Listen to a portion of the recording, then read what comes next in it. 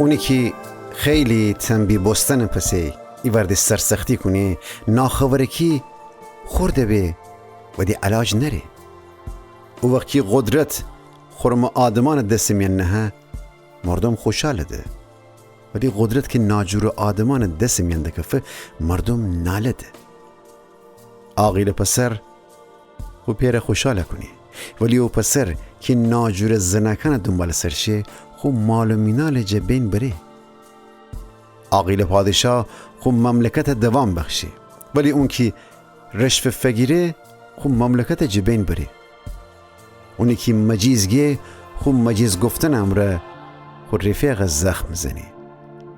ناجور آدمان خوشنه گناه دام درون گرفتار بوده، ولی خوشحالی خورم آدمان سنبه.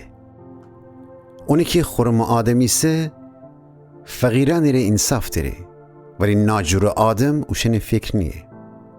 اون نادان آدم که همیشه همه کس رخشه نگیره تنه ایتا شهر آشوب فکشنه، ولی اونی که دانایی سه حق سایزینه که صلح صفای برقرار بکنه.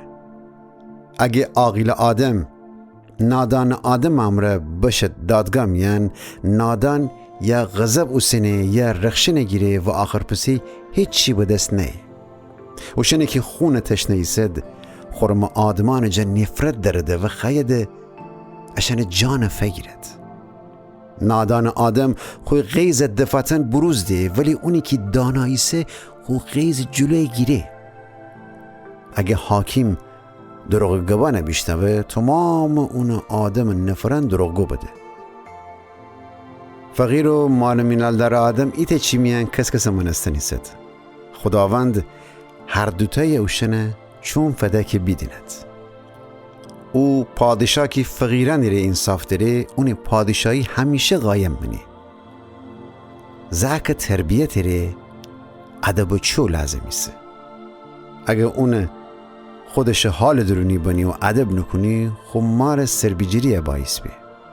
او وقتی ناجور آدمان قدرت فرسده فساد زیاده بی، ولی اوشن قدرت دوام نری. به خورم آدمان اوشن کفتنه اوشن چوم امر دینه ده.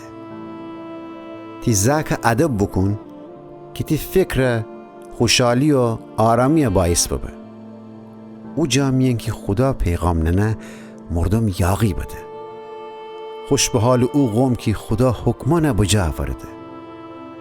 خدمتکاران نشه فقط اندر زمره اصلاح کدن، چون که اون هرچند تی گوانه بفهمه ولی اوشن نیده بونیه. اونی که فکر نکده و تند و تاکیدی جواب دهه نادان جایم بتریسه. او غلام که اون ارباب اون جا او وقتی جغله بو نزبدشته چکده خو ارباب ره غلامی نکنی.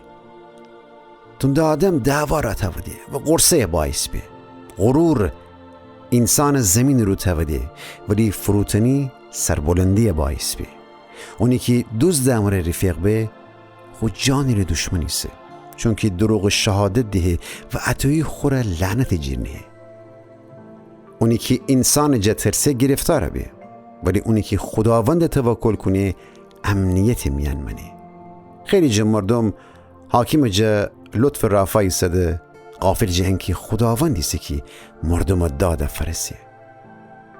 خورم آدمان جا ناجور آدمان نفرت درده و ناجور آدمان جا خورم آدمان.